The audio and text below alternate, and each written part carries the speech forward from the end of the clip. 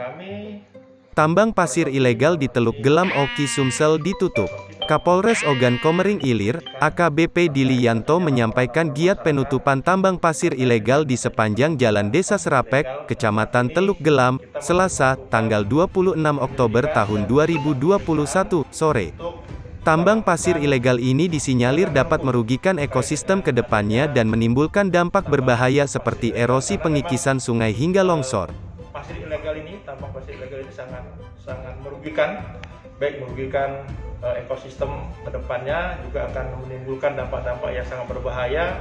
Salah satunya adalah erosi ataupun pengikisan pinggiran sungai yang dapat mengakibatkan terjadinya longsor ataupun bencana terhadap masyarakat.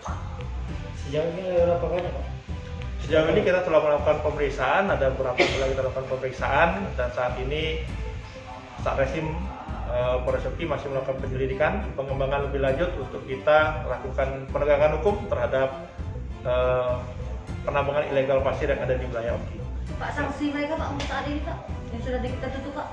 Saat ini kita lakukan proses penyelidikan dan kita akan lakukan penegakan hukum. Apabila nanti terbukti mereka melanggar, kita akan kenakan Undang-Undang Nomor 4 Tahun 2009 tentang mineral. Kalau seandainya di lapangan ditemukan oknum penambang masih menambang, kita akan tidak tegas, kita tidak pandang bulu, kita akan melakukan penegakan hukum terhadap aktivitas penambangan ilegal pasir yang ada di wilayah Kabupaten Oki.